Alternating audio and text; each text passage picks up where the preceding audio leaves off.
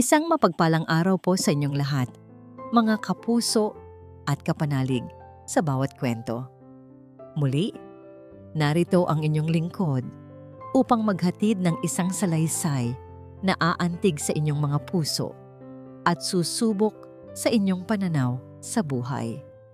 Sinasabi nilang may mga hangganan ang bawat tao, isang guhit na naghihiwalay sa mayaman at mahirap, sa makapangyarihan at sa ordinaryo. Ngunit paano kung sa isang iglap ang guhit na yon ay binura ng isang alon ng katapangan at isang sigaw ng pag-asa? Halina't pakinggan natin ang kwento ni Liwayway sa kabanatang pinamagatang Ang Bagyo sa Puso.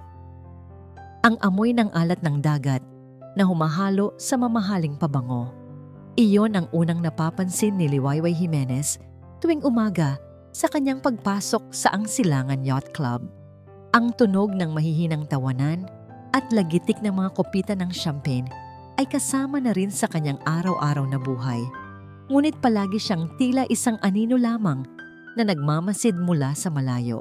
Habang itinutulak ang kanyang munting karito ng panlinis, ang bawat kislap ng sahig na marmol at kumikinang na salamin ay isang paalala ng mundong hindi kailanman magiging sa kanya. Ngunit hindi iyon ang mahalaga. Ang mahalaga ay ang sahod na ipinapadala niya linggo-linggo sa Baryo Amihan. Ang perang iyon ang nagpapaaral sa kanyang mga nakababatang kapatid at tumutustos sa gamot ng kanyang may sakit na ina. Kaya't tinitiis niya ang mga tinging mapangmata ng ilang miyembro, ang mga utos na tila ba hindi siya tao. Para sa pamilya, lahat ay kakayanin niya. Wayway, bilisan mo dyan. Dadaan na mamaya si General Imperial, bulong ng kasamahan niyang si Nene. Bahagya lamang siyang tumango, pinunasan ng ilang tuyong dahon na naligaw sa pasilyo. Ang pangalang iyon ay sapat na para magdulot ng kaba sa lahat ng empleyado. Si General Ricardo Imperial, ang may-ari ng halos kalahati ng lupain sa probinsya, at ang lolo ng batang madalas niyang nakikitang malungkot na nakatanaw sa dagat, si Sinag. Hapon na nang magsimulang magbago ang himig ng panahon. Ang kaninang maaliwalas na kalangitan ay biglang binalot ng makakapal at maitim na ulap. Ang dating banayad na hangin ay naging marahas na hampas na nagdudulot ng malalakas na alon na humahampas sa pader ng pantalan. Nagsimulang magpanik ang mga miyembro ng club. Ang mga babaeng nakaeleganting bestida ay nagmamadaling pumasok sa loob. Iniinda ang pagkasira ng kanilang mga ayos. Ang mga lalaki naman ay abala sa pag-aayos ng kanilang mga yate, sumisigaw ng mga utos sa mga tauhan. Sa gitna ng kaguluhan, isang maliit na figura ang nakakuha ng pansin ni Liwayway. Si Sinag. Nakatayo ito sa dulo ng pantalan. Hawak-hawak ang isang maliit na bangkang papel. Tila walang kamalay-malay sa papalapit na panganib. May hinahabol ang kanyang mga mata sa laot. Biglang kumidlat ng malakas na sinundan ng dagundong ng kulog. Sa gulat ng lahat, isang dambuhalang alon ang umakyat at humampas sa pantalan. Narinig ang isang matinis na sigaw na wala si Sinag. Ang lahat ay natigilan. May mga sumigaw, may mga napahawak sa kanilang mga bibig. Ang ama ng bata, si Alon Del Mar, ay tumakbo palabas ng clubhouse. Ang muka ay puno ng hindi maipintang takot. Sinag! Sinag! Anak! Ngunit walang sino man ang gumalaw. Walang sino man ang nagtangkang tumalon sa nagngangalit na tubig. Ang mga mamahaling damit. Ang takot sa panganib. Ang pag-aalala sa sarili. Ito ang mga pader na pumigil sa kanila. Pero hindi kay Liwayway. Sa isang iglap, nawala ang kariton ng panlinis. Nawala ang Silangan Yacht Club, nawala ang guhit sa pagitan ng mayaman at mahirap. Ang tanging nakikita niya ay isang batang nasa bingit ng kamatayan. Nang walang pag-aalinlangan, hinubad niya ang kanyang uniforme na iwan sa suot na kamiseta at pantalon at tumakbo. Wayway! Huwag! Sigaw ni Nene. Pero hindi siya nakinig. Buong lakas siyang sumisid sa malamig at maalong tubig. Ang alat ay humapdi sa kanyang mga mata, ngunit hindi siya tumigil sa paglangoy. Ginamit niya ang lahat ng lakas na ibinibigay ng kanyang mga braso at binti. Ito ang dagat na kinalakihan niya sa Baryo Amihan. At kahit kailan ay hindi niya ito kinatakutan. Ilang saglit pa, natanaw niya ang maliit na katawan ni Sinag, palubog litaw sa mga alon.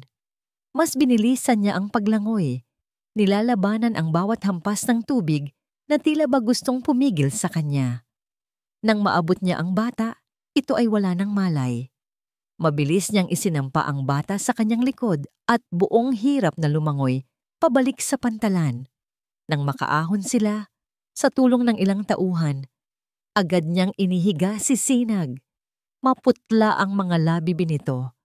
Wala itong hininga. Tumawag kayo ng ambulansya! Sigaw niya habang sinisimulan ang cardiopulmonary resuscitation o CPR, isang bagay na natutunan niya sa isang libreng training sa kanilang baryo. 1, 2, 3, 4.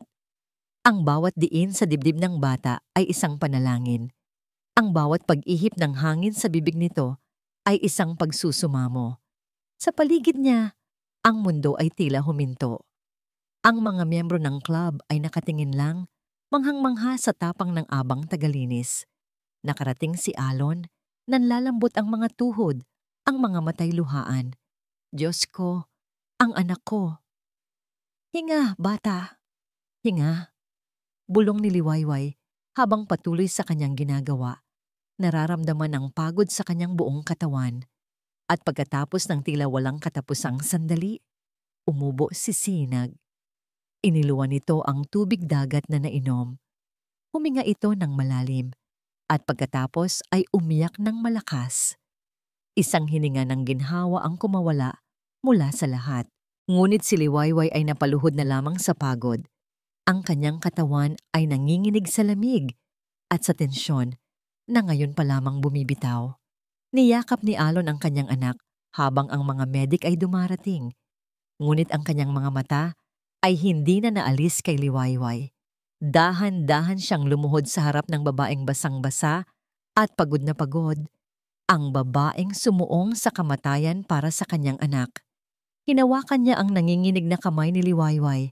Ang kanyang mga mata ay puno ng pasasalamat, pagkamangha, at isang damdaming hindi niya mapangalanan. Sa gitna ng humihinang ambon at mga taong nagbubulungan, tanging isang tanong ang namutawi sa kanyang mga labi. Sino ka?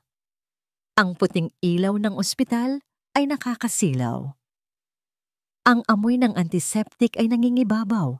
Isang malinis ngunit malungkot na halimuyak na kabaligtaran ng maalat na hangin ng dagat kanina. Nakaupo si Alon sa tabi ng kama. Ang mga mata ay nakatitig lamang sa payapang mukha ng kanyang anak na si Sinag. Bawat paghinga ng bata ay musika sa kanyang pandinig. Isang katiyakan na ligtas na ito. Ngunit sa likod ng kanyang mga mata, paulit-ulit na naglalaro ang isang imahe. Ang isang babaeng may tapang na sinuong ang nagngangalit na mga alon. Hindi niya namalayan kung gaano katagal siyang nakatulala. Ang tanging gumising sa kanya ay ang marahang pagmulat ng mga mata ni Sinag. Daddy, mahinang tawag nito. Agad na napahawak si Alon sa maliit na kamay ng anak. Anak, gising ka na. Nandito si Daddy. Ayos ka lang ba? Tumango ang bata. Medyo nalilito pa. Inilibot nito ang tingin sa puting kwarto. Nasaan? Nasaan si Ate Wayway? Natigilan si Alon. Sa lahat ng taong hahanapin nito, siya, ang kanyang lolo, ang mga yaya, ang pangalan ng babaeng tagalinis, ang unang namutawi sa mga labi nito, ang pangalang tila isang awit, Liwayway, Binmin, isang bagong umaga. Iyon ang ibinigay nito sa kanilang mag-ama. Nagpapahinga na siya, anak. Malumanay na sagot ni Alon. Pero dahil sa kanya, Ligtas ka. Gusto ko po siyang makita, Daddy. Pakiusap ng bata. May namumuong luha sa mga mata. Gusto kong mag-thank you. Isang ngiti ang sumilay sa labi ni Alon. Oo anak, hahanapin natin siya. Magpapasalamat tayo sa kanya. Matapos masigurong maayos na ang kalagayan ni Sinag sa ilalim ng pangangalaga ng mga doktor at ng personal na yaya nito, muling nagmaneho si Alon pabalik sa Ang Silangan Yacht Club. May isang bagay siyang kailangang gawin. Ang utang na loob na ito ay hindi mababayaran ng simpleng salita. Naabutan niya si Liwayway sa may staff quarters. Kausap ang kasamahan nitong si Nene. Nakabihis na ito ng tuyong damit. Isang simpleng t-shirt at pantalon na mas lalong nagpatingkad sa pagiging ordinaryo nito. Nataliwas sa pambihirang katapangan na ipinakita nito kanina. Nang makita siya, tila nagulat pa si Liwayway. Yumuko ito ng bahagya, isang kilos ng paggalang na biglang ikinainis ni Alon. Ang babaeng ito ay hindi dapat yumuyuko kaninuman. Miss Jimenez, simula niya, ang boses ay puno ng sinseridad. Hindi ko alam kung paano magpapasalamat. Iniligtas mo ang buhay ng anak ko, ang buhay ko. Wala po iyon, Sir Alon. Ginawa ko lang po ang tama. Mahinang sagot nito. Ang mga mata ay nakaiwas. Inilabas ni Alon ang isang sobre mula sa kanyang coat. Sa loob nito ay isang tseke, isang halagang sapat na para hindi na nito kailanganing magtrabaho pa sa loob ng ilang taon. Para sa'yo, kulang pa ito. Alam ko, pero sana ay tanggapin mo. Ngunit imbes na kunin, umiling si Liwayway. Itinaas nito ang kanyang tingin at ngayon, nakita ni Alon ang dignidad sa mga mata nito. Salamat po, pero hindi ko po matatanggap. Ginawa ko po iyon dahil iyon ang tama, hindi para sa pera. Natulala si Alon. Sa mundong ginagalawan niya, lahat ay may presyo. Ang katapatan, ang serbisyo, maging ang katahimikan. Ngunit ang babaeng ito, sa kanyang simpleng paninindigan, ay ipinamukha sa kanya na may mga bagay na hindi nabibili ng ginto. Bago pa man siya makasagot, isang malamig at makapangyarihang boses ang narinig nila mula sa likuran. Ano ang nangyayari dito? Dumating si General Ricardo Imperial, ang kanyang ama. Nakatayo ito ng tuwid, ang mga mata ay matalim na parang agila. Nakatingin kay Liwayway na tila ba ito isang dumi sa mamahaling alpombra. Itay, bati ni Alon, pilit na pinapakalma ang sarili. Kinakausap ko lang si Miss Jimenez. Siya ang nagligtas kay Sinag. Tiningnan ng general si Liwayway mula ulo hanggang paa. Isang tingin na puno ng paghamak. Pagkatapos ay ibinaling nito ang tingin kay Alon. Ang boses ay bumaba sa isang mapanganib na bulong. Ang utang na loob ay binabayaran ng pera, hindi ng dangal, Alon. Huwag mong kalimutan kung sino tayo at kung sino lang sila. Ang bawat salita ay tila isang sampal. Nakita ni Alon ang bahagyang panginginig ng balikat ni Liwayway. Isang galit na matagal nang natutulog sa kalooban ni Alon ang nagsimulang magising. Hindi lang empleyado ang turing ko sa kanya, Itay. Bayani siya, mariing sagot ni Alon. Isang sarkastikong ngiti ang gumuhit sa labi ng general.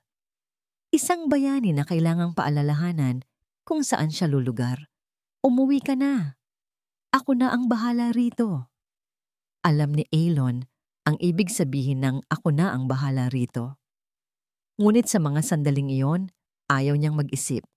Ang gusto lang niya ay makabalik sa kanyang anak. Bago umalis, muli niyang tiningnan si Liwayway at sinabing, "Salamat ulit." Isang pangako na hindi pa sila tapos mag-usap. Nang gabing iyon sa mansyon, habang pinapatulog si Sinag, muling nagtanong ang bata. "Daddy, pupuntahan po natin si Ate Wayway, di ba?" Sabi niya, taga-Baryo Amihan daw po siya. Ang determinasyon sa boses ng kanyang anak ang nagbigay linaw sa dapat niyang gawin. Samantala, sa kanyang marangyang opisina, Pinulot ni General Ricardo Imperial ang telepono. Sa kabilang linya ay ang manager ng Ang Silangan Yacht Club. Walang emosyon sa kanyang boses. Tanging yelo at bakal. Mayroon tayong empleyado dyan. Pangalan ay Liwayway Jimenez. Panimula niya, ang bawat salita ay may bigat. Opo, General. Siya po yung pinutol ng General ang anumang sasabihin ng kausap. Nagbigay siya ng isang simpleng utos, isang hatol na magbabago sa lahat. Tanggalin mo ang babaeng yan. Ngayon din. Ang salitang tanggal ay parang isang malakas na sampal na hindi niya nakita na darating. Narinig niya ito mula sa bibig ng club manager kinabukasan, ngunit ang anino ni General Imperial ang malinaw niyang nakikita sa likod nito. Walang malinaw na dahilan. Company policy daw. Restructuring. Mga salitang walang laman na ang tanging layunin ay itago ang tunay na mensahe. Hindi ka nabibilang dito? Habang inililigpit niya ang kanyang mga gamit sa isang maliit na kahon, ramdam niya ang mga tingin ng kanyang mga katrabaho. Ang iba ay puno ng awa. Ang iba naman ay may halong takot. Takot na baka sila ang isunod. Tanging si Nene ang lumapit, niyakap siya ng mahigpit. Mag-iingat ka, Wayway. Huwag kang mag-alala. May darating ding mas maganda para sa'yo. Ngunit paano darating ang mas maganda kung ang kasalukuyan ay biglang nagdilim? Ang sahod na inaasahan niya sana sa katapusan ng linggo ay hindi na darating. Ang mga pangarap na unti-unti niyang binubuo para sa kanyang pamilya ay gumuho na parang kastilyong buhangin. Sa biyahe pa uwi sakay ng luma at siksikang bus, ang tanawin ng mga naglalakihang gusali ay dahan-dahang napalitan ng malalawak na bukirin. Ang bawat kilometrong nilalakbay palayo sa syudad ay 1 kilometrong naglalapit sa kanya sa katotohanang nabigo siya. Dala-dala niya ang kahihiyan kasama ng kanyang maliit na kahon. Paano niya ipapaliwanag sa kanyang nanay at tatay na ang trabahong ipinagmamalaki nila ay nawala sa isang iglap? Pagbaba niya sa Baryo Amihan, ang pamilyar na amoy ng sariwang hangin at natuyong dayami ang sumalubong sa kanya. Ang tahol ng mga aso at tawanan ng mga batang naglalaro sa kalsada ay tila nangungutya sa bigat na kanyang nararamdaman. Pagpasok niya sa kanilang simpleng bahay na gawa sa kahoy at yero, naabutan niya ang kanyang ina na naghahain ng hapunan. Liwayway, anak, ang aga mo yata? Masayang bati nito, ngunit agad ding napalitan ng pag-aalala nang makita ang kahon sa kanyang mga kamay at ang lungkot sa kanyang mga mata. Anong nangyari? At doon, hindi na napigilan ni Liwayway ang kanyang mga luha. Ikinuwento niya ang lahat. Ang pagligtas kay Sinag, ang pagtatangka ni Sir Alon na magbigay ng pera, ang malamig na tingin ng general, at ang biglaang pagkatanggal sa kanya. Niyakap siya ng kanyang ina, hinahaplos ang kanyang likod. Hindi mo kasalanan yon, anak, sabi nito. Ang paggawa ng tama ay hindi kailanman pagkakamali. Ngunit sa mga sumunod na araw, ang salitang tama ay tila walang bigat kumpara sa kumakalam nilang sikmura. Nagsimula siyang maghanap muli ng trabaho sa mga kalapitbayan, ngunit tila ba may isang itim na ulap na sumusunod sa kanya. Walang tumatanggap. Samantala, sa mansyon ng mga Delmar, hindi matahimik si Alon. Paulit-ulit na tinatanong ni Sinag kung kailan nila bibisitahin si Ate Wayway. At sa tuwing maririnig niya ang pangalan nito, isang matinding pagkakasala ang gumuguhit sa kanyang puso. Nang malaman niyang tinanggal sa trabaho si Liwayway, kinumpronta niya ang kanyang ama. Ngunit gaya ng dati, ang general ay isang pader na bato. Ginawa ko lang ang nararapat para protektahan ang pamilyang ito mula sa mga oportunista. Mariing sabi nito, isang oportunista ba ang tingin niyo sa taong nagligtas sa buhay ng apo niyo? Hindi makapaniwalang tanong ni Aelon, hindi na niya hinintay ang sagot. Alam niyang wala siyang mapapala. Kaya't gumawa siya ng sariling desisyon. Kinuha niya ang address ni Liwayway mula sa records ng club at kinabukasan, lingid sa kaalaman ng kanyang ama, pinaharurot niya ang kanyang mamahaling sasakyan patungo sa isang lugar na ngayon lang niya maririnig, ang Baryo Amihan. Ang pagdating ng kanyang itim at kumikinang na kotse sa makipot na daan ng baryo ay tila isang eksena mula sa pelikula. Napahinto ang mga naglalakad, napadungaw ang mga nasa loob ng bahay, para itong isang alien spaceship na lumapag sa gitna ng isang payapang bukirin. Ipinark ni Alon ang sasakyan sa tapat ng isang maliit na bahay na tumutugma sa address na hawak niya. Nakita niya si Liwayway sa may bakuran, nagdidilig ng mga halaman. Ang dating uniforme ay napalitan ng isang luma ngunit malinis na duster. Nang mag-angat ito ng tingin at makita siya, ang gulat sa mukha nito ay hindi maipinta. Napatigil din ang mga kapitbahay sa kanilang ginagawa, nagbubulungan, nagtatanong kung sino ang mayamang estranghero na dumayo sa kanilang lugar. Dahan-dahang bumaba ng sasakyan si Alon, ramdam ang mga matang nakatutok sa kanya. Hindi siya sanay sa ganitong atensyon, ngunit hindi yun ang mahalaga. Lumakad siya palapit kay Liwayway, na ngayon ay nakatayo lang na parang estatwa, hawak pa rin ang tabo. Ang distansya sa pagitan nila ay hindi lang ilang hakbang. Ito ang distansya sa pagitan ng Ang Silangan Yacht Club at ng Baryo Amihan sa pagitan ng ginto at putik. Nang nasa harapan na niya ito, nakita niya ang hiya at kaunting galit sa mga mata nito. Inunahan na niya ito bago pa man ito makapagsalita. Ang kanyang boses ay puno ng pagsisisi at determinasyon. Hindi ako naparito para humingi ng tawad, panimula niya. Ang mga salita ay tapat at direkta. Narito ako para itama ang lahat. Ang mga salitang binitawan ni Alon ay nanatiling nakalutang sa hangin. Tila sinusubok na basagin ang pader sa pagitan nila ni Liwayway. Ngunit ang pader na yon ay hindi basta-basta guguho. Nakita niya sa mga mata ng dalaga ang pag-aalinlangan at ang nasaktang orgulyo. Dangal. Itama? Halos pabulong na sagot ni Liwayway. May bahid ng pait sa boses. Paano niyo itatama, Sir Alon? Ibabalik niyo ba ang trabaho ko? Ang pangalan ko na ngayon ay pinag-uusapan na sa buong club. Bawat tanong ay isang sundang na tumusok sa konsensya ni Alon. Inaalok kita ng bagong trabaho. Mabilis niyang sabi. Kahit anong posisyon na gusto mo sa isa sa mga kumpanya ko, mas mataas na sahod, mas magandang benepisyo. Ito ang paraan na alam niya. Ito ang wikang naiintindihan sa kanyang mundo. Ang pera at kapangyarihan ang solusyon sa lahat ng problema. Ngunit muli, ipinakita sa kanya ni Liwayway na iba ang mundo nito. Isang mapaklang ngiti ang gumuhit sa mga labi ni Liwayway. Salamat po, pero hindi po ako naghahanap ng limos. Ang gusto ko lang po ay katarungan. Pero alam ko pong sa mundong ito, ang katarungan ay para lang sa mayayaman. Tinalikuran siya nito at naglakad papasok ng bahay, isang malinaw na pagtatapos sa kanilang usapan.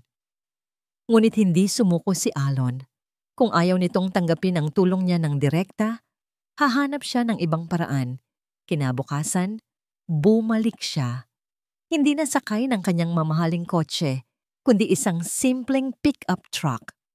Dala-dala niya hindi ang pera, kundi ang mga sako ng bigas, mga kahon ng dilata, at mga gamit sa eskwela para sa mga kapatid ni Liwayway.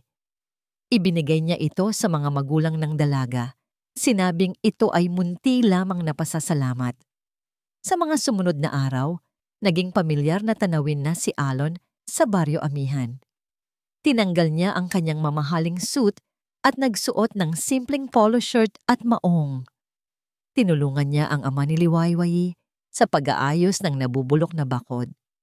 Nakipaglaro siya ng tubang preso sa mga bata sa ilalim ng init ng araw, kasama na ang mga kapatid ni Liwayway. Sa unang pagkakataon, sa loob ng maraming taon, narinig niyang muli ang sarili niyang tumawa. Isang tunay at malayang tawa. Malayo sa mga pilit na ngiti na ibinibigay niya sa mga business meeting. Pinagmamasdan lamang siya ni Liwayway mula sa malayo noong una. Puno pa rin ng pagdududa. Ngunit habang tumatagal, unti-unti niyang nakikita ang tunay na Alon Del Mar, hindi ang milyonaryong amo, kundi ang isang amang nangungulila, isang lalaking may mabigat na pinagdadaanan. Isang hapon, habang nagpapahinga sila sa ilalim ng isang puno ng mangga, naglakas loob siyang tanungin ito.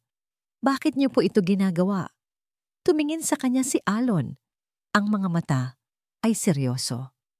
Dahil dito sa baryo niyo, nararamdaman kong humihinga ako ulit. Simula nang mawala ang asawa ko, parang palagi akong nasa ilalim ng tubig. Pero nang iligtas mo si Sinag, parang iniligtas mo rin ako. Iyon ang unang pagkakataon na may nagbukas sa kanya ng ganitong kahinaan.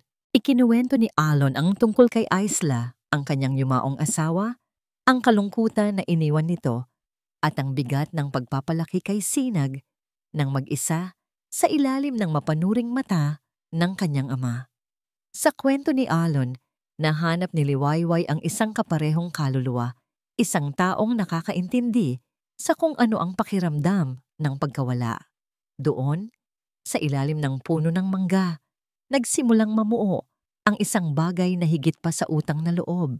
Isang pag-unawa, isang koneksyon, isang kilig na matagal nang hindi naramdaman ni Liwayway.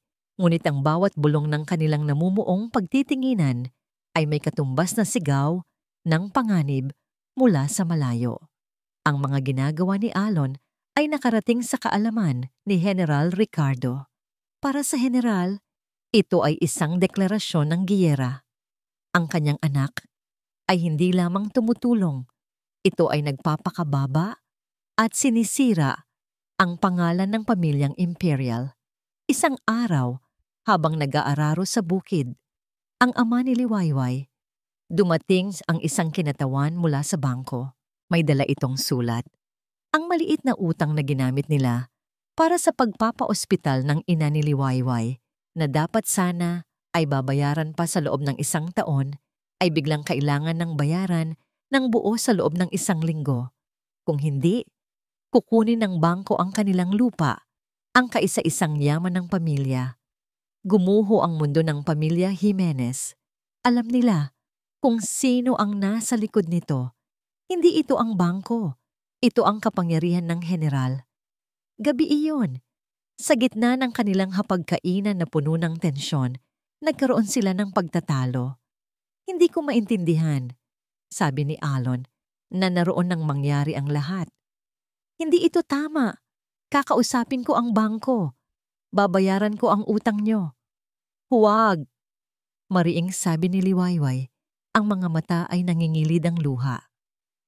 Hindi mo ba nakikita? Habang lalo kang tumutulong, lalo lang kaming ginigipit ng ama mo. Ayaw kanyang mapalapit sa isang tulad ko. Pero hindi ako pwedeng tumayo lang dito at walang gawin. Giit ni Alon, ang boses ay puno ng pagkabigo. May magagawa ka. Humikbing sagot ni Liwayway. Layuan mo kami. Ang mga salitang yon ay parang kidlat na tumama sa puso ni Elon. Ngunit bago pa man siya makasagot, ang kanyang mga magulang na ang nagsalita.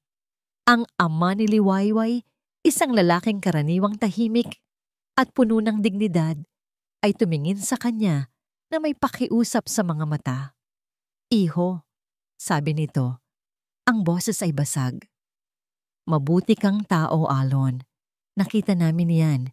Pero hindi namin kaya ang giyera ng mga mayayaman. Ang pamilya lang namin ang mayroon kami. Pakiusap para sa kaligtasan ng anak ko at ng buong pamilya namin. Layuan mo na siya. Bawat salita ng matanda ay isang mabigat na kadena na pumulupot sa puso ni Alon. Nakita niya ang luhang dumadaloy sa pisngi ni Liwayway at ng ina nito. Sila ay tama. Ang presensya niya ay hindi tulong. Ito ay lason, isang banta. At sa sandaling iyon, naramdaman niya ang tunay na kawalan ng kapangyarihan. Ang bigat Iyon ang tanging salitang kayang ilarawan ni Liwayway ang kanyang nararamdaman. Isang bigat na tila nakadagan sa kanyang dibdib na nagpapahirap sa bawat paghinga. Isang araw na ang nakalipas mula nang paalisin niya si Elon. Isang araw na tila isang taon sa haba. Ang huling sulyap sa mga mata nitong puno ng sakit at pagkalito ay isang imaheng paulit-ulit na bumabalik sa kanyang isipan. Isang multo na hindi siya tinatantanan. Ginawa niya ang tama para sa kanyang pamilya. Iyon ang paulit-ulit niyang sinasabi sa sarili habang nagwawalis sa kanilang bakuran. Tama ang isuko, ang sariling kaligayahan para sa kanilang kapakanan. Tama ang iwasan ng gulo. Ngunit kung tama ang ginawa niya, bakit pakiramdam niya ay napakaliwanag na mali? Bakit ang puso niya ay sumisigaw sa pagsisisi? Nang gabing iyon, habang ang lahat sa bahay ay mahimbing nang natutulog, kinuha niya ang kanyang lumang cellphone. Tinitigan niya ang numero ni Alon na nakasave doon. Isang pindot lang, maririnig niyang muli ang boses nito. Ngunit para saan pa? Anong sasabihin niya? Na nagsisisi siya? Na namimiss niya ito? Iyon ay magpapagulo lamang sa lahat. Sa halip tinawagan niya ito sa kanyang isipan. Isang tahimik at desperadong pag-uusap. Patawad, Alon. Sana maintindihan mo. Kinuha niya ang isang piraso ng papel at sinubukang isulat ang kanyang nararamdaman. Ngunit ang mga salita ay ayaw lumabas. Ang tanging nagawa niya ay iguhit ang mukha ni Elon. At sa tabi nito, ang mukha ng munting sisinag. Isang pamilyang hindi kailanman magiging sa kanya. Samantala, sa mansyon ng mga Del Mar, ang katahimikan ay mas mabigat kaysa sa baryo amihan. Pagka-uwi ni Alon, sinalubong siya hindi ng yakap, kundi ng malamig na presensya ng kanyang ama. Sa loob ng opisina nito, naganap ang isang pagsabog na matagal nang kinikimkim ni Alon. "Masaya na ba kayo, Itay?" Sigaw ni Elon. Ang boses ay basag sa galit at pighati. "Nagawa niyo na ang gusto niyo. Sinira niyo ang isang inosenteng pamilya dahil lang sa inyong pride." "Pinoprotektahan ko lang kayo." Matigas na sagot ng general, ibinagsak ang kamao sa mamahaling lamesa. Mula sa mga ahas, na tulad ng babaeng iyon. "Hindi mo ba nakikita? Ginagamit ka lang niya." "Hindi." Umiling si Alon.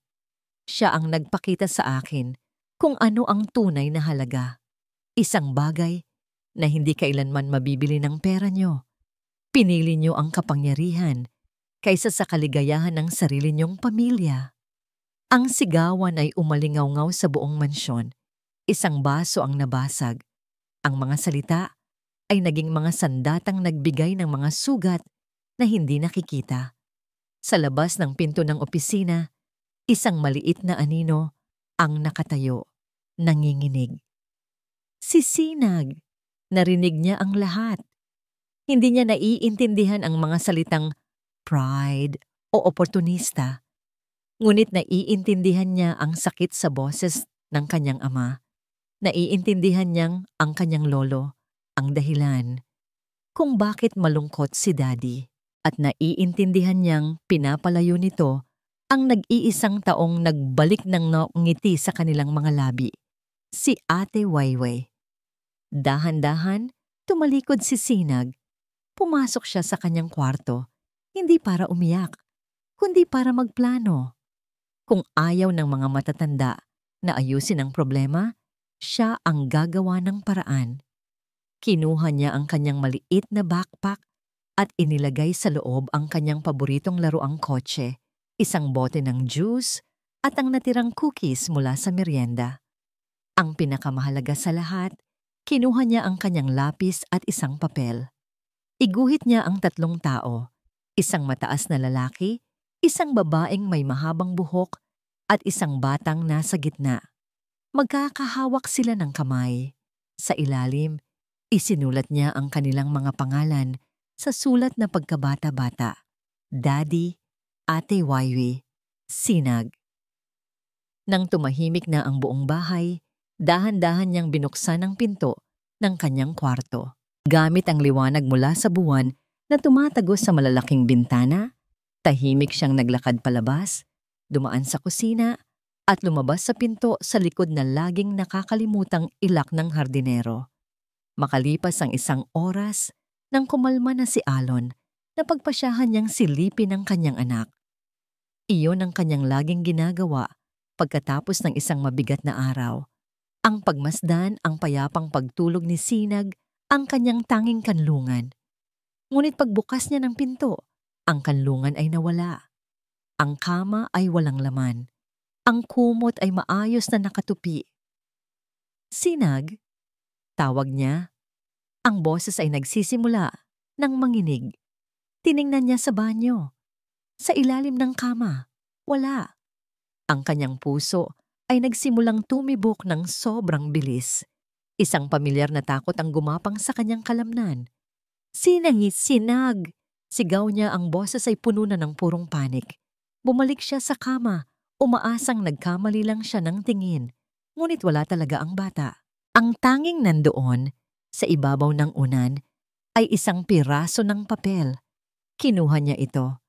Ang drawing.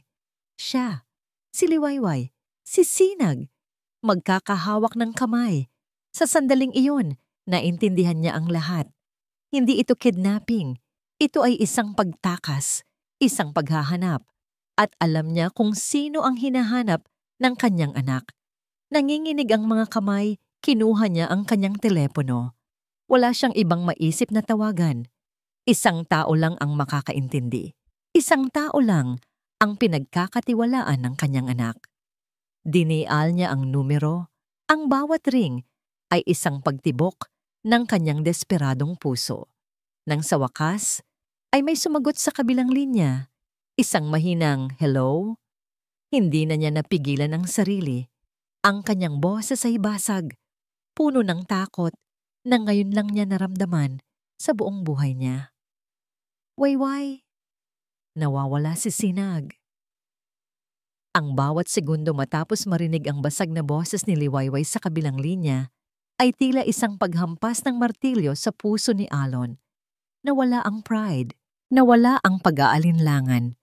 Ang tanging natira ay ang dalisay na takot ng isang ama. Saan ka? Pupuntahan kita, sabi niya. Ang boses ay nanginginig habang hinahanap ang susi ng kanyang sasakyan. Nandito ako sa amin. Mabilis na sagot ni Liwayway. Sir Alon, kumalma po kayo. Dalawa tayong maghahanap sa kanya.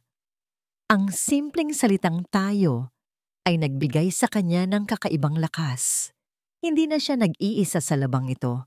Hindi na siya nag-aksaya ng panahon. Pinaharurot niya ang sasakyan, nilamon ang daan, na tila ba ang bawat metro ay isang hakbang palapit sa kanyang nawawalang anak. Nagsimulang pumatak ang ulan nang dumating siya sa Baryo Amihan. Naabutan niya si Liwayway na naghihintay sa labas. May dalang payong, ang mukha ay puno ng pag-aalala. Mabilis itong sumakay. Ang kanilang dating awkward na katahimikan ay napalitan ng isang pinag-isang layunin. Saan tayo magsisimula? Tanong ni Liwayway. Ang boses ay kalmado ngunit may diin. Isang presensya na agad na nagpakalma sa nagwawalang sistema ni Alon. Hindi ko alam, aminado ni Alon. Hinahampas ang manibela sa frustrasyon. Nakaalerto na ang mga pulis pero, wayway, kasalanan ko to. Kung hindi ko lang hinayaan ng ama ko, huwag po muna nating isipin yan. Putol ni Liwayway. Ang kamay ay marahang dumapo sa braso ni Alon. Isang simpleng haplos na nagpadala ng kuryente sa kanyang buong katawan. Ang mahalaga ay mahanap natin si Sinag. Isipin po natin, kung kayo si Sinag, saan kayo pupunta? Sa gitna ng malakas na buhos ng ulan na humahampas sa windshield ng sasakyan, pinilit ni Alon na paganahin ang kanyang isip. Naghahanap sila sa mga parke na malapit sa mansyon, sa mga paboritong lugar ni Sinag, ngunit wala. Ang bawat minutong lumilipas ay isang karayom na tumutusok sa kanyang pag-asa. Huminto sila sa isang gasolinahan para mag-isip. Habang nakatingin sa kawalan, Sa mga ilaw ng sasakyan na sumasayaw sa basang kalsada, hindi na napigilan ni Alon ang bigat sa kanyang dibdib. Alam mo ba, panimula niya, ang boses ay halos pabulong. Simula nang mamatay si Isla, parang palagi akong nasa ilalim ng tubig. Bawat araw ay isang pagpipigil ng hininga. Akala ko iyon na ang buhay. Ang mabuhay para lang kay Sinag. Tumingin siya kay Liwayway. Ang mga mata nito ay nakikinig ng may buong atensyon. Pero dumating ka, pagpapatuloy niya. Noong araw na yon sa pantalan, noong iniahon mo si Sinag mula sa tubig, parang iniahon mo rin ako. Binigyan mo kami ng hangin. Binigyan mo kami ng liwanag. Ikaw ang naging liwayway namin, Wayway. At hinayaan kong itaboy ka ng ama ko. Patawarin mo ako. Ang pag-amin na iyon ay hindi planado. Ito ay isang katotohanang kumawala mula sa kaibuturan ng kanyang kaluluwa, dala ng desperasyon at takot. Nakita niya ang paglambot ng ekspresyon ni Liwayway. May luhang namuo sa mga mata nito. Ang mahalaga ay si Sinag. Mahinang sagot nito. At sa mga sandaling iyon, naunawaan ni Alon. Ang pagmamahal ng dalaga sa kanyang anak ay totoo at walang hinihinging kapalit. Biglang nanlaki ang mga mata ni Liwayway. Baryo Amihan? Sabi nito. Sabi ni Sinag sa akin, gusto niyang makita kung saan ako nakatira. Paano kung sinusubukan niyang pumunta sa atin? Isang kislap ng pag-asa. Pero paano siya makakapunta doon? Bus! Mabilis na sagot ni Liwayway. Iyon ang sasakyan ng mga ordinaryong tao, Sir Alon. Iyon ang maaring naisip niya, ang terminal ng bus. Muli nilang pinatakbo ang sasakyan, mas mabilis kaysa kanina.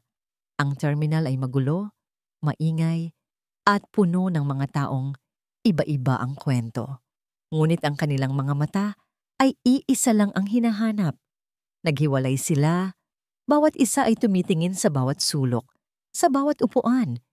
At pagkatapos, nakita siya ni Alon. Sa isang sulok, malapit sa isang basurahan, nakaupo sa sahig ang isang maliit na bata. Nanginginig sa lamig, yakap-yakap ang kanyang backpack, ang mga mata ay nalilito at natatakot. Ang damit ay basa at marumi. Sinag! Bulong ni Alon. Ang boses ay nabasag. Tumingala ang bata. Nang makita niya ang kanyang ama, ang takot sa mga mata nito ay napalitan ng laking ginhawa. Daddy! Tumakbo si Alon at niyakap ng mahigpit ang kanyang anak. Inangat niya ito, hinalikan ng paulit-ulit. Anak ko! Diyos ko, anak ko! Kasunod niyang dumating si Liwayway, tumutulo ang luha sa kanyang mga pisngi.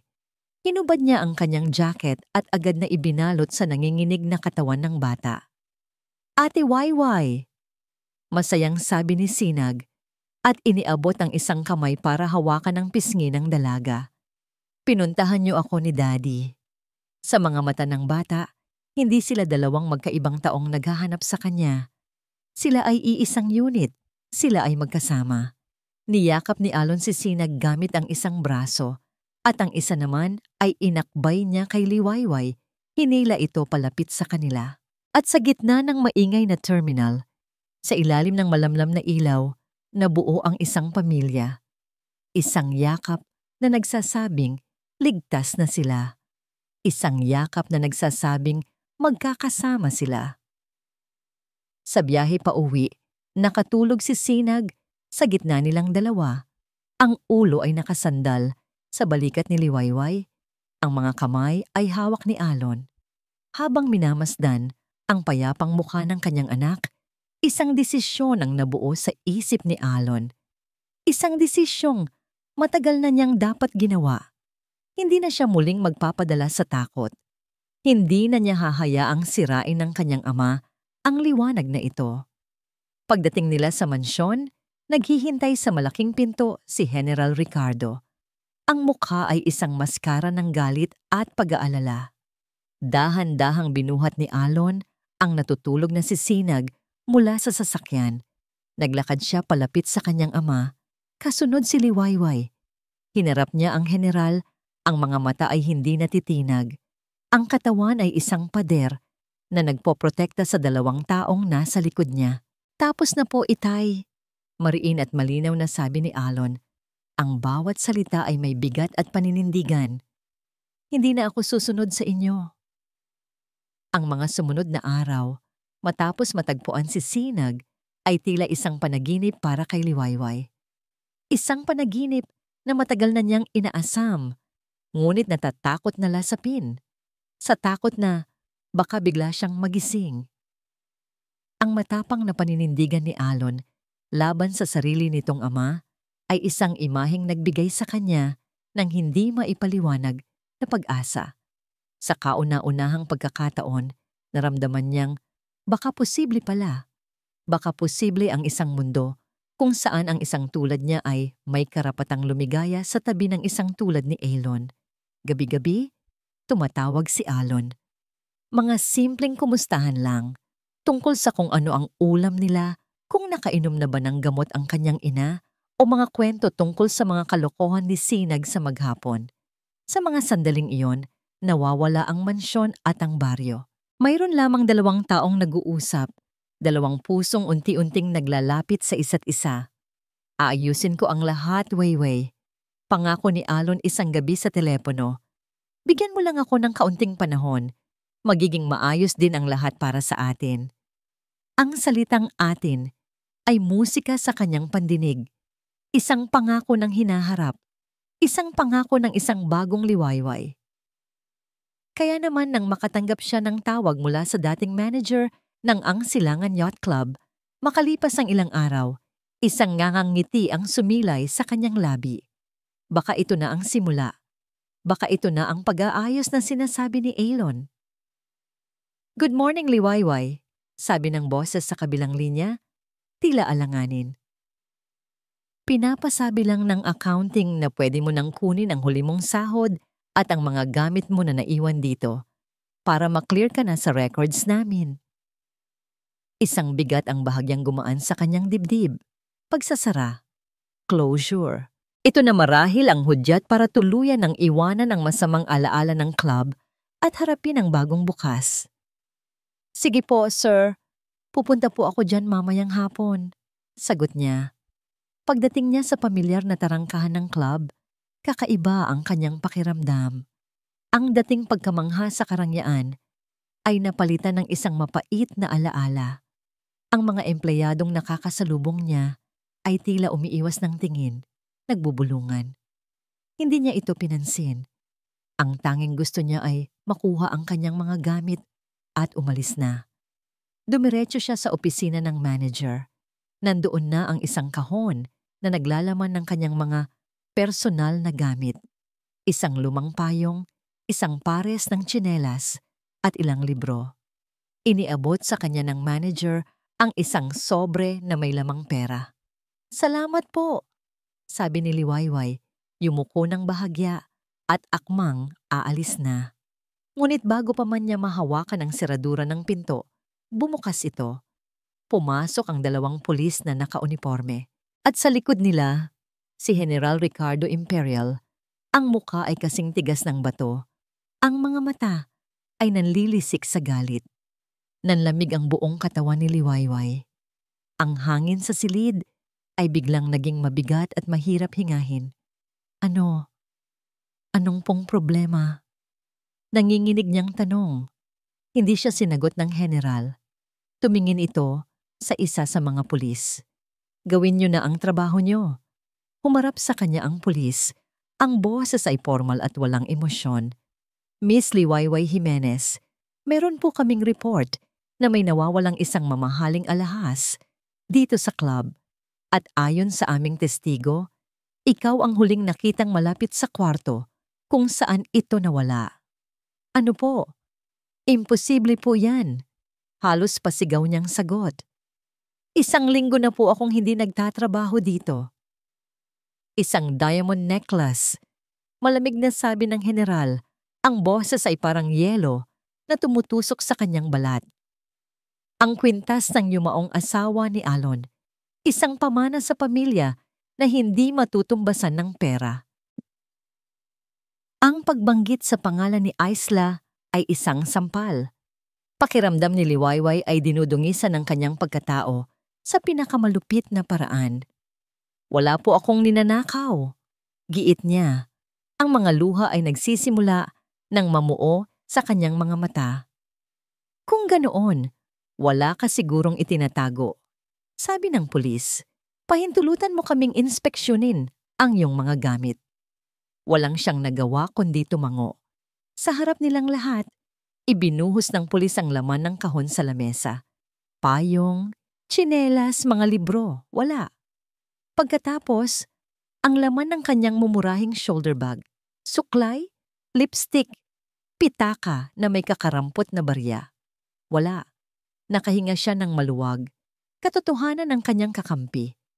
Ngunit may isang bagay pa sa loob ng kahon, ang luma niyang uniforme, maayos na nakatupi. Kinuha ito ng pulis. Habang inilaladlad nito ang damit, isang bagay ang kumislap at nahulog mula sa bulsa nito. Gumawa ito ng isang maliit na tunog nang tumama sa sahig na gawa sa kahoy. Isang kwintas. Isang kwintas na kumikinang sa ilalim ng ilaw na may mga diamanteng tila mga bituin. Huminto ang pag-ikot ng kanyang mundo. Ang mga bulong, ang mga tinging umiiwas, ang tawag, lahat ay nagkaroon ng kahulugan. Ito ay isang bitag, isang perpektong bitag. Hindi sa akin yan. Bulong niya, ang boses ay halos hindi na marinig. Hindi ko alam kung paano yan napunta dyan. Ngunit walang naniwala. Ang tanging nakikita nila ay isang magnanakaw na nahuli sa akto. Kinuha ng isang pulis ang posas. Ang malamig na bakal ay dumampi sa kanyang balat. Sa sandaling iyon, bumukas muli ang pinto ng opisina. Pumasok si Alon. Ang mukha ay puno ng pagkalito. Tila ipinatawag din. Nakita niya ang eksena, ang kwintas sa lamesa, ang mga pulis, ang posas sa kamay ni Liwayway. Naghawak ang kanilang mga mata. Ang pag-asa na kapwa nila binuo sa loob ng ilang araw ay gumuho sa isang iglap. Ang tanging nagawa ni Liwayway bago siya tuluyang hilahin palabas ay isigaw ang katotohanang alam niyang walang maniniwala. Alon, hindi ako magnanakaw. Ang amoy ng kulungan ay isang halo ng panlinis at kawalan ng pag-asa. Iyon ang unang napansin ni Alon nang payagan siyang dalawin si Liwayway. Nakita niya ito sa likod ng rehas na bakal, nakaupo sa isang makitid na bangko. Ang muka ay nakasubsob sa kanyang mga palad. Ang babaeng sumuong sa nagngangalit na Alon ay tila nalulunod ngayon sa sarili niyang mga luha. Wayway, mahinang tawag niya. Dahan-dahan itong nag-angat ng tingin. Ang mga mata nito ay namumugto at puno ng sakit.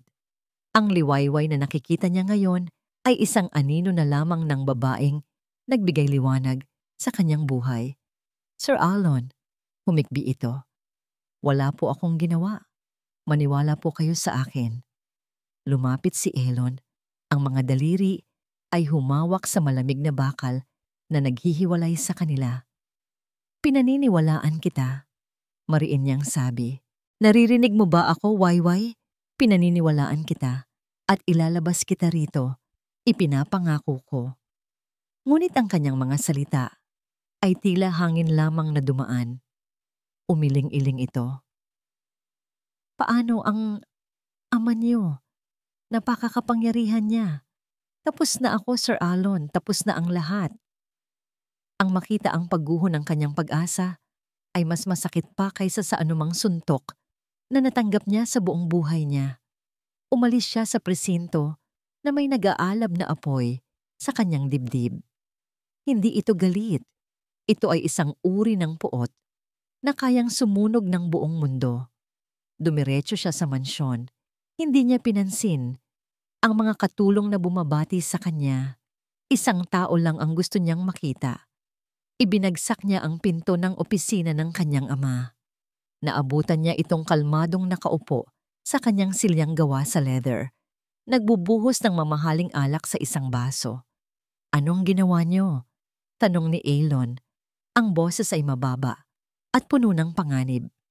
Tumingin sa kanya ang general, walang bakas ng pagkagulat, ang nararapat. Simpleng sagot nito, "Pinakita ko sa iyo ang tunay na kulay ng babaeng yon. Isang magnanakaw. Isang kasinungalingan." Sigaw ni Alon. Ang kamao ay bumagsak sa lamesa. Nagpatalsik sa alak mula sa baso. Alam nating pareho na plinano niyo ang lahat ng ito. Gaano kababa ang tingin niyo sa akin para isiping maniniwala ako sa palabas na ito?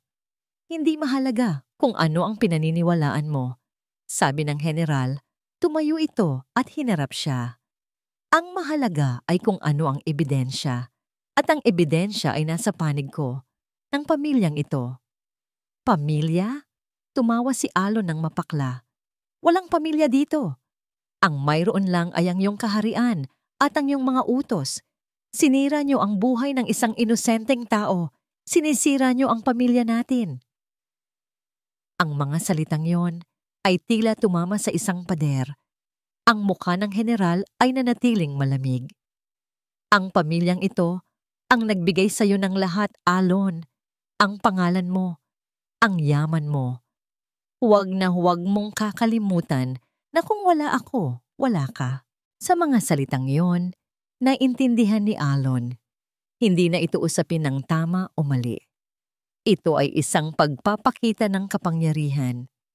At sa labang ito, natatalo siya.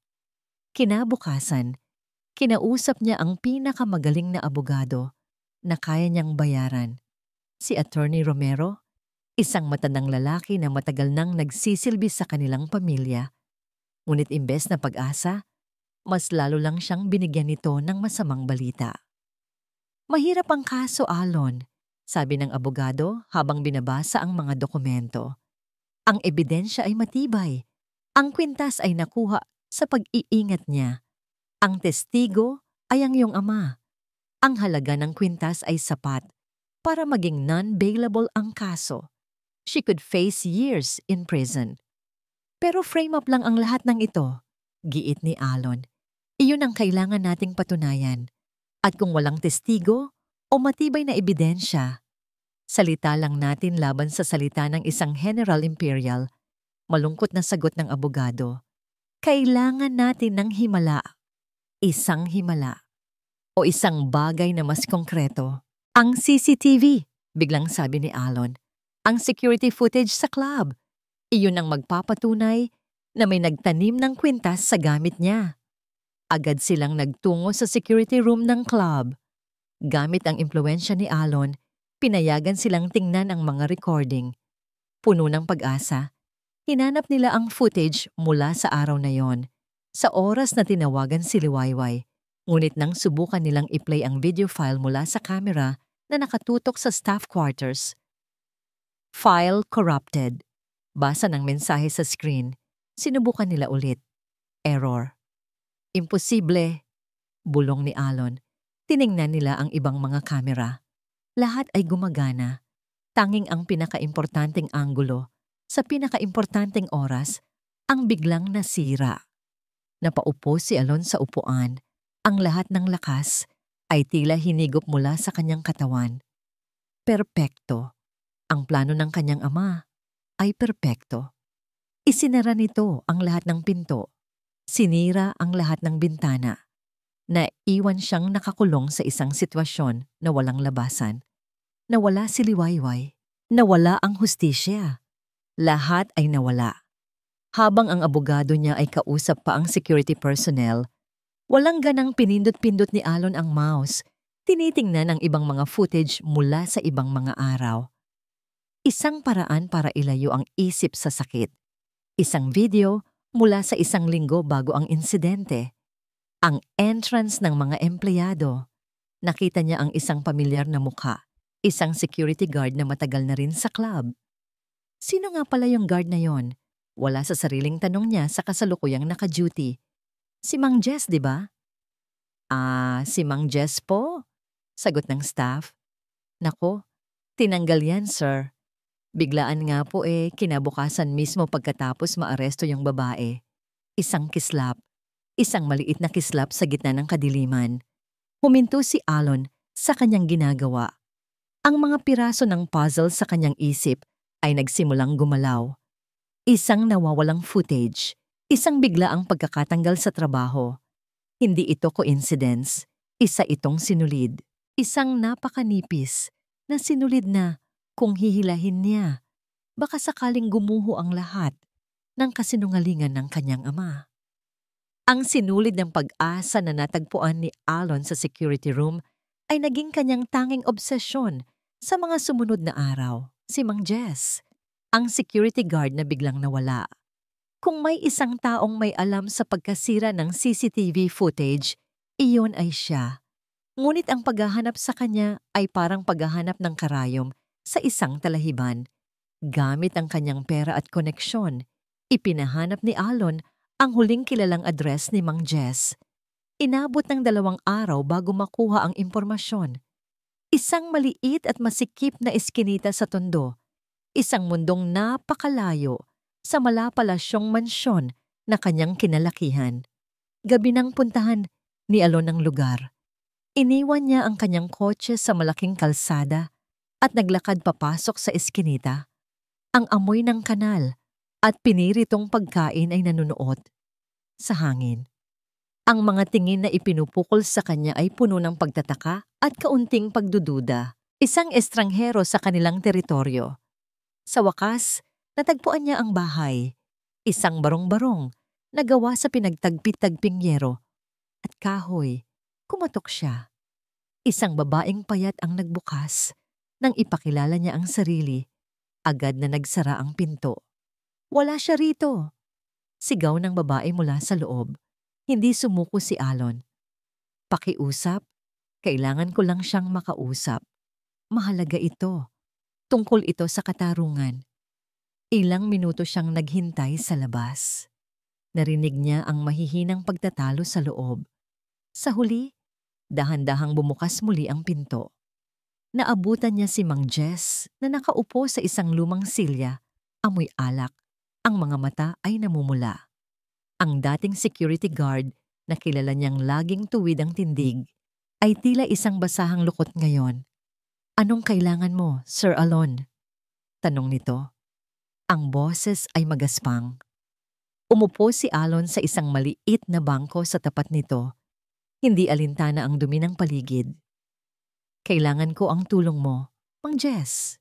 Alam kong alam mo ang nangyari sa CCTV footage sa club. Isang mapaklang tawa ang kumawala kay Mang Jess. Wala akong alam dyan. Baka nga sira talaga. Huwag tayong maglokohan. Mariing sabi ni Alon.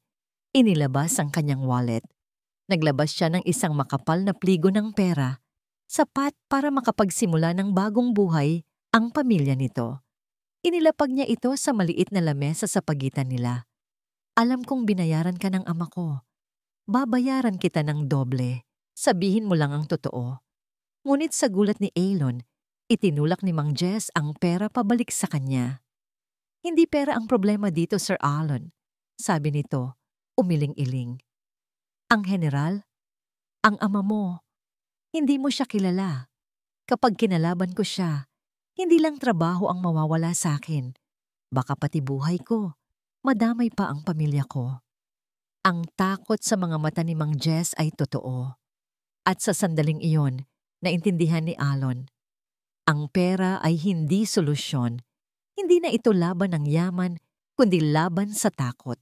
Kung ganoon, sabi ni Alon, ibinalik ang pera sa kanyang bulsa. Hindi pera ang ibibigay ko sa'yo. Proteksyon. Ipinapangako ko, Mang Jess, sa oras na magsalita ka, hindi ka pababayaan ng mga abogado ko. Ilalayo ko ang pamilya mo. Sisiguraduhin kong hindi ka magagalaw ng ama ko. Ang hinihingi ko lang ay ang katotohanan. Para sa isang inosenteng babae na nabubulok ngayon sa kulungan. Ikinuwento niya ang lahat tungkol kay Liwayway. Ang pagligtas nito, kay Sinag. Ang kabutihan nito, ang kawalang katarungan na dinaranas nito. Matagal na katahimikan ng namayani sa pagitan nila. Tanging ang tunog ng videoke mula sa kapitbahay ang maririnig. Pinanood ni Alon Ang pagtatalo sa kalooban ni Mang Jess, ang takot laban sa konsensya. Sa wakas, isang malalim na buntong hininga ang pinakawalan ng matanda. Tumingin ito sa kanyang asawa na nasa sulok at pagkatapos ay bumalik ang tingin kay Alon. May kopya ako. Halos pabulong nitong sabi. Natigilan si Alon. Anong kopya? Bago ko binura ang original file, gumawa ako ng kopya sa isang maliit na USB. Aminado nito. Para lang kung sakali. Para may panigurado ako. Konsensya, Sir Alon. Mahirap kalaban ng konsensya. Isang bugso ng pag-asa ang bumuhay sa buong pagkatao ni Alon. Ito na ang himalang hinihintay nila. Inabot ni Mang Jess ang isang maliit na USB drive. Ang kamay ay nanginginig. Sa loob ng drive na yon ay ang katotohanan. Ang kalayaan ni Liwayway. Bago umalis, muling hinarap ni Alon si Mang Jess. Salamat, sabi niya. Ang salita ay kulang para ipahayag ang kanyang pasasalamat. Tutuparin ko ang pangako ko. Kinabukasan, agad niyang dinala ang USB kay Attorney Romero. Sa opisina ng abogado, isinaksak nila ito sa laptop. Pinanood nila ang video. Malinaw na malinaw. Isang anino ng tao na kalaunan ay nakilala nilang isa sa mga personal na tauhan ng general ang pumasok sa staff quarters at may inilagay sa bulsa ng uniforme ni Liwayway. Pagkatapos ay ang pagbura sa file. Ito na, sabi ni Attorney Romero, isang ngiti ng tagumpay ang unti-unting gumuhit sa kanyang mga labi. May laban na tayo, Alon. Isang napakalakas na laban. Tumango si Alon. Ang dibdib ay puno ng determinasyon. Ngunit sa likod ng tagumpay na nararamdaman niya ay may isang malamig na katotohanan. Isang tanong na kailangan niyang harapin. Handa ka na bang tuluyang sirain ang relasyon mo sa iyong ama sa harap ng buong mundo? Tanong ng abogado. Tila nababasa ang kanyang iniisip. Tumingin si Alon sa bintana, sa mga gusaling sumisimbolo sa imperyong binuo ng kanyang ama. Imperyong nakatakda niyang wasakin para sa katarungan, para sa pag-ibig. Matagal nang sira, attorney. Sagot niya, ang boses ay matatag. Panahon na para itayo ang tama mula sa mga guho. Ang courtroom ay malamig at tahimik, isang uri ng katahimikan na mas nakakabingi kaysa sa pinakamalakas na ingay. Nakaupo si Liwayway sa tabi ng kanyang abogado, si Attorney Romero. Nakasuot siya ng isang simpleng puting bestida na ipinadala ni Alon. Isang simbolo ng kalinisan at inosensya sa gitna ng maruming laban na ito. Sa bawat paghinga niya, nararamdaman niya ang pagtibok ng kanyang puso na tila gustong kumawala sa kanyang dibdib. Sa kabilang panig ng silid, nakaupo ang prosekusyon. At sa likod nila, sa hanay ng mga manonood, nakaupo si General Ricardo Imperial. Ang kanyang mukha ay isang maskara ng malamig na kumpiyansa, ang kanyang presensya ay tila isang madilim na ulap na nagpapabigat sa buong silid. Sa tabi nito, nakaupo si Alon. Hindi sila magkatabi. May isang espasyo sa pagitan nila na sumisimbolo sa giyerang namamagitan sa mag-ama. Nagtama ang kanilang mga mata ni Alon. Nakita niya sa mga mata nito ang isang mensahe. Magtiwala ka. Iyon ang tanging pinanghawakan niya. Nagsimula ang paglilitis. Ang taga-usig, isang matalas at agresibong abogado, ay iprinisenta ang kaso ng may buong kumpiyansa. Inilatag niya ang mga ebidensya, ang mamahaling kwintas, ang testimonya ng mga staff sa club na nagpatunay na ang kwintas ay nasa pag-iingat ni Liwayway at ang tila hindi matitinag na salaysay ng pangunahing testigo. The prosecution calls General Ricardo Imperial to the stand. Tumayo ang general. Ang bawat hakbang ay may bigat at awtoridad. Umupo siya sa witness stand na tila ba isa itong trono. Sa ilalim ng kanyang panunumpa, isinalaysay niya ang isang perpektong kwento ng kasinungalingan. Ipininta niya ang isang larawan ni Liwayway bilang isang mapanlinlang na babae, isang oportunista na ginamit ang pagligtas sa kanyang apo bilang isang paraan para makapasok sa kanilang pamilya. Nakita ko ang pagnanasa sa kanyang mga mata, sabi ng general. Ang boses ay puno ng kunwaring kalungkutan. Ang pagnanasa hindi lamang sa pera, kundi sa isang buhay na hindi para sa kanya. Ginawa niya ang lahat para makuha ang tiwala ng aking anak, ni Alon. At nang hindi niya ito nakuha, nagpasya siyang kumuha na lamang ng isang bagay na may halaga. Bawat salita ay isang laso na kumakalat sa isipan ng mga nakikinig. Naramdaman ni Liwayway ang mga mapanghusgang tingin na ipinupukol sa kanya. Pakiramdam niya ay hinuhubaran siya at hinuhusgahan sa harap ng lahat. Gusto niyang sumigaw, sabihing kasinungalingan ang lahat, ngunit pinigilan siya ng marahang hawak ni Attorney Romero sa kanyang kamay. Hindi pa ngayon, tila bulong nito. Nang matapos ang testimonya ng general, tumayo si Attorney Romero para sa cross-examination. Ngunit sa halip na atakihin ng general, ilang simpleng tanong lang ang kanyang binitiwan, mga tanong na tila walang koneksyon sa kaso. Pagkatapos ay sinabi niya, "No more questions for this witness, Your Honor." Dumating ang pagkakataon para sa depensa na magpresinta. At ang unang tinawag ni Attorney Romero ay si Liwayway. Nanginginig ang mga tuhod, naglakad siya papunta sa witness stand. Pakiramdam niya ay ang lahat ng mata sa buong mundo ay nakatutok sa kanya. Nang umupo siya at nanumpa, tiningnan niya ang huwes. Pagkatapos ay ang mga taong naroroon. At sa huli, kay Alon. "Miss Jimenez," mahinahong simula ni Attorney Romero, "maaari mo bang isalaysay sa korteng ito, gamit ang iyong sariling mga salita, kung ano ang nangyari sa araw na yon?" Huminga ng malalim si Liwayway at nagsimula siyang magsalita, hindi bilang isang akusado, kundi bilang isang tao. Isinalaysay niya ang kanyang simpleng buhay sa Baryo Amihan, ang kanyang mga pangarap para sa kanyang pamilya, ang kanyang trabaho sa club. Ikinuwento niya ang tungkol sa bagyo, ang takot na naramdaman niya, at ang tanging nagtulak sa kanya na tumalon sa tubig, ang makitang ligtas si Sinag. "Hindi po ako bayani, Your Honor," sabi niya. Ang boses ay nanginginig, ngunit puno ng katapatan. "Isa lang po akong ordinaryong tao na gumawa ng tama dahil iyon po ang itinuro sa akin ng aking mga magulang. Ang dangal po ay hindi nasusukat sa dami ng pera o sa kinang ng alahas. Ito po ay nasa puso. At ang puso ko po malinis." Hindi niya sinubukang siraan ng general, hindi niya sinubukang magpaliwanag tungkol sa bitag. Isinalaysay lamang niya ang kanyang katotohanan. "Ang tanging yaman ko po sa buhay ay ang aking pangalan. At yun po ang ninakaw sa akin sa araw na yon. Hindi po ang kwintas, kundi ang aking pagkatao."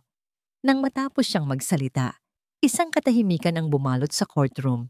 Walang bumubulong, walang umuubo. Maging ang taga-usig ay tila natigilan. Ang kanyang simpleng salaysay, na puno ng emosyon at dignidad, ay mas malakas pa kaysa sa anumang ebidensyang inilatag laban sa kanya. Tumayo si Attorney Romero. "Wala na po akong ibang katanungan para sa aking kliyente, Your Honor." Bumalik si Liwayway sa kanyang upuan. Ang dibdib ay mas magaan. Ano man ang mangyari, nasabi na niya ang kanyang panig. Naipagtanggol na niya ang kanyang dangal. Muling tumayo si Attorney Romero, ang kanyang mukha ay seryoso. Humarap siya sa huwes. Ang kanyang susunod na mga salita ay yumanig sa buong silid. "Your Honor, the defense calls a surprise witness to the stand." Nakita ni Liwayway ang pagbabago sa mukha ni General Imperial. Ang kanyang kumpiyansa ay biglang naglaho, napalitan ng isang bahid ng pagkalito at takot. Tumingin si Alon sa kanyang ama, hindi na may galit, kundi may awa. Ang simula ng pagbagsak ay nagsimula na. Ang pagtawag ni Attorney Romero sa isang surprise witness ay naghahasik ng bulungan sa buong courtroom.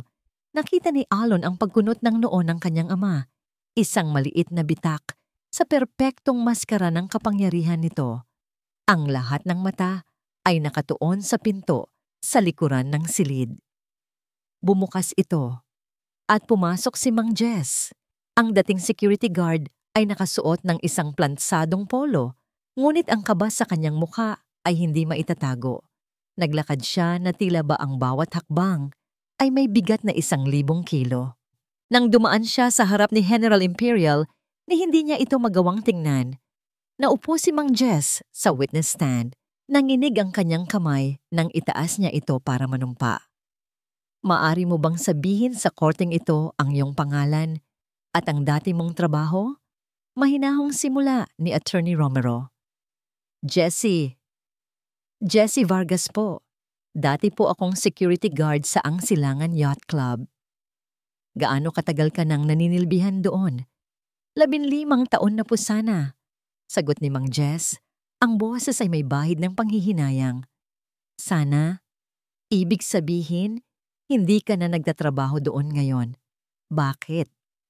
Huminga ng malalim si Mang Jess, tila kumukuha ng lakas mula sa hangin. Tinanggal po ako. Biglaan. Kailan ito nangyari? Kinabukasan po. Pagkatapos pong maaresto si Miss Jimenez.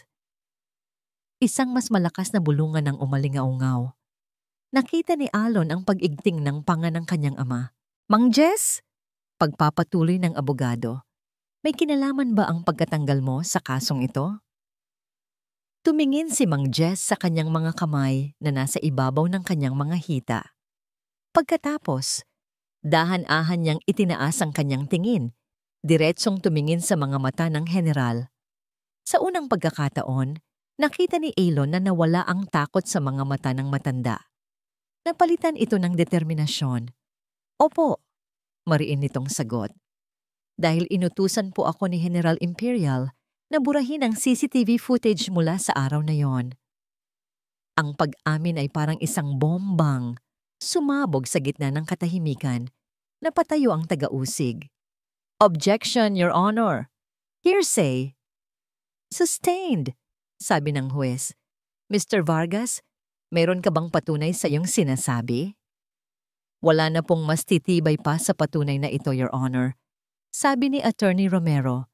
Nagbigay siya ng hudyat sa kanyang assistant. Isang malaking screen ang ibinaba sa harap. May I present to the court a copy of the security footage that was supposedly erased. Isinaksak ang USB at sa screen, sa harap ng lahat, ng huwes, ng mga abogado, ng mga manonood at ng namumutlang si General Imperial. Umilaw ang katotohanan. Nakita nila ang isang lalaki na kinilala bilang isa sa mga personal na bodyguard ng general na maingat na pumasok sa staff quarters. Nakita nila ang pagkuha nito sa uniforme ni Liwayway at ang mabilis na paglalagay ng isang kumikinang na bagay sa bulsa nito. Ang video ay malinaw. Hindi mapagkakaila. Nang matapos ang video, ang katahimikan sa courtroom ay nakakabingi. Ang lahat ng mata ay napunta sa general na ngayon ay nakaupo na, tila isang estatwang gawa sa yelo. Ang kulay ay nawala sa kanyang mukha. Ngunit hindi pa tapos si Alon. Ito na ang sandali. Ang sandali para palayain hindi lang si Liwayway, kundi pati na rin ang kanyang sarili. Tumayo siya. Lahat ay nagulat, maging ang kanyang abogado. Your Honor, kung maari po, sabi ni Alon, ang boses ay matatag at malinaw. May gusto po akong sabihin, hindi bilang isang testigo, kundi bilang isang anak at isang biktima. Pinahintulutan siya ng huwes. Naglakad si Alon papunta sa gitna. Hinarap hindi ang huwes, kundi ang kanyang ama. Ang kwintas na yon, panimula niya, ay pag-aari ng aking yumaong asawa, si Isla. Sabi ng aking ama, ito raw ay isang pamana. Ngunit ang totoo, ito ay isang simbolo. Isang simbolo ng lahat ng sakit na dinanas ni Isla sa kamay niya. Alon, tumigil ka! Sigaw ng general. Sinusubukang tumayo, ngunit tila napako sa kanyang kinauupuan. Hindi pinansin ni Alon. Si Isla, tulad ni Liwayway, ay galing din sa isang simpleng pamilya. At mula sa unang araw, hindi siya tinanggap ng aking ama. Tinawag niya itong manggagamit. Minamaliit niya ang kanyang pagkatao. Araw-araw, unti-unti niyang sinisira ang kumpiyansa ni Isla hanggang sa ang dating masayahing babae ay nalunod sa depresyon. Kasalanan ko. Pag-amin ni Alon, ang boses ay nabasag sa unang pagkakataon. Dahil hinayaan ko. Dahil wala akong ginawa. Ang aksidenteng pagkalunod niya ay hindi lang basta aksidente. Ito ay resulta ng isang kaluluwang matagal nang nalulunod sa kalungkutan na idinulot ng puot at pagmamataas ng aking ama. Tumingin siya kay Liwayway. Ang mga mata ay puno ng pagsisisi at pagmamahal. At nang makita ng ama ko na nagkakaroon ulit ako ng pag-asang lumigaya sa piling ni Liwayway, natakot siya. Natakot siyang maulit ang lahat. Ngunit ang hindi niya maintindihan, ang tunay na panganib ay hindi ang kanilang pinanggalingan. Ang panganib ay ang kanyang sariling puso na puno ng galit. Ginamit niya ang kwintas ni Isla para sirain ang isang babaeng kamukha ni Isla, isang kabalintunaan, isang kalapastanganan sa alaala ng aking asawa. Tumingin siya pabalik sa kanyang ama na ngayon ay nakayuko na, talunan, wasak. Tapos na ang paghahari niyo, Itay. Tapos na. Umupo si Alon. Ramdam niya ang pagod, ngunit ito ay isang pagod na may kasamang ginhawa, isang paglaya. Sa gitna ng kaguluhan, pumukpok ng martilyo ang huwes. Pagkatapos ng ilang sandali ng deliberasyon, ibinigay niya ang hatol. Based on the evidence presented, this court finds the accused, Miss Liwayway Jimenez, not guilty of the crime charged. She is hereby acquitted. Isang malakas na palakpakan at sigawan ang umalingaw-ngaw. Niyakap ni Liwayway si Attorney Romero, umiiyak sa tuwa at ginhawa. Ngunit ang kanyang mga mata ay hinanap si Alon. Tumakbo si Alon palapit sa kanya. Sa harap ng lahat, sa gitna ng courtroom na naging saksi sa kanilang laban, niyakap niya ito ng mahigpit. Wala ng rehas na bakal, wala ng pader. Tanging 2 taong sa wakas ay malaya ng magmahalan. Tapos na, bulong ni Alon sa buhok nito. Tapos na ang bagyo. Lumipas ang ilang linggo matapos ang paglilitis, ngunit para kay Liwayway, ang bawat araw ay tila isang bagong simula. Ang balita tungkol sa ginawang paninira at pagmamanipula ni General Imperial ay kumalat na parang apoy. Ang dating iginagalang na pangalan ay nabahiran ng kahihiyan. Nahaharap ito ngayon sa patong-patong na kaso. Isang emperador na nawalan ng korona at kaharian. Ngunit malayo sa gulo ng syudad, sa Baryo Amihan, ang buhay ay payapa. Hindi na bumalik si Alon sa mansyon. Nagpasya siyang iwan ang lahat ng yaman at karangyaan na nagpapaalala lamang sa kanya ng sakit ng nakaraan. Sa halip, umupa siya ng isang maliit ngunit disenteng bahay malapit sa pamilya Jimenez. Para kay Liwayway, ang makita si Alon na masaya sa simpleng buhay ay isang kagalakang hindi niya maipaliwanag. Wala na ang mga mamahaling suit at kumikinang na sapatos. Napalitan ito ng mga simpleng t-shirt at tsinelas. Araw-araw, tinutulungan ni Alon ang kanyang ama sa bukid. Natuto itong mag-igib ng tubig sa poso at magpakain ng mga manok. At si Sinag, sa unang pagkakataon, naranasan nitong maglaro ng habulan sa putikan, umakyat ng puno, at maligo sa ilog kasama ang mga kapatid ni Liwayway. Ang tawa ng bata ay mas malakas at mas masaya kaysa dati. Isang hapon, habang papalubog na ang araw at nagkukulay kahelang kalangitan, naabutan ni Liwayway si Alon na nakaupo sa isang bangko sa labas ng kanilang bahay. Seryosong kausap ang kanyang ama. Lumapit siya ng dahan-dahan, sapat lang para marinig ang kanilang pinag-uusapan. Mang Ruben, narinig niyang sabi ni Alon, ang boses ay puno ng respeto. Alam ko pong marami kaming naging pagkukulang at nagdulot ng gulo sa pamilya niyo. Pero sana po, payagan niyo akong patunayan na malinis at totoo po ang intensyon ko sa anak ninyo, kay Liwayway. Ngumiti ang kanyang ama, isang nangiting bihira niyang makita. Alon iho, sabi nito. Tinapik ang balikat ni Alon. Hindi namin tinitingnan ang yaman mo o ang pangalan mo. Ang nakikita namin ay ang puso mo. At nakita namin kung paano mo ipinaglaban ang aming anak. Iyon ay higit pa sa sapat. Isang mainit na damdamin ang bumalot sa puso ni Liwayway. Ito ang basbas. Ang pagtanggap na hindi niya inakalang posible. Kinagabihan, niyaya siya ni Alon na mamasyal. Naglakad sila sa Pilapil, sa gitna ng malawak na palayan na hinahalikan ng ginintuang sinag ng papalubog na araw.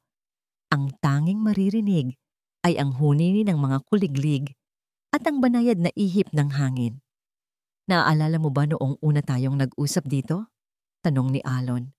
Tumango si Liwayway. Opo, noong sinusubukan niyo pa akong suhulan. Natatawa niyang sagot. Tumawa rin si Alon. Ang dami ko pang dapat matutunan noon. Akala ko, lahat ng bagay ay kayang ayusin ng pera. Huminto sila sa paglalakad. Humarap si Alon sa kanya, hinawakan ang kanyang dalawang kamay. Ang mga mata nito ay kumikinang, sumasalamin sa ganda ng papalubog na araw. Wayway, tinuruan mo akong makita ang mga bagay na tunay na mahalaga. Tinuruan mo akong huminga ulit. Tinuruan mo akong magmahal ulit. Dahan-dahang lumuhod si Alon sa kanyang harapan. Hindi sa isang mamahaling restaurant, hindi sa isang marangyang yate, kundi sa gitna ng bukirin na kumakatawan sa simple ngunit tunay na buhay na nais nilang tahakin. Walang singsing na diamante. Sa halip, kumuha si Alon ng isang piraso ng dayami at maingat na hinabi ito hanggang sa maging isang maliit na singsing. Isang singsing na gawa sa lupa, sumisimbolo sa kanilang mga pinagmulan at sa pag-ibig na itinanim at lumago sa kabila ng lahat. Liwayway Jimenez, sabi ni Alon, ang boses ay nanginginig sa emosyon. Ikaw ang liwayway sa madilim kong mundo. Ikaw ang aking pag-asa.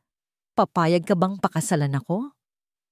Ang mga luha na dumaloy sa pisngangin ni Liwayway ay hindi na luha ng pighati, kundi ng purong kaligayahan. Wala siyang sinabi.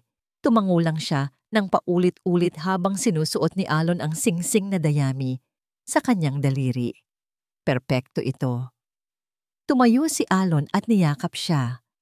At sa gitna ng kanilang yakap, isang maliit na boses ang kanilang narinig. Yehey! Magkakaroon na ako ng mommy. Nakita nila si Sinag na tumatakbo palapit sa kanila, kasama ang mga kapatid ni Liwayway. Lumundag ito at niyakap silang dalawa. Ang maliliit nitong braso ay pilit na inaabot ang kanilang mga leeg. Niyakap nila itong pabalik.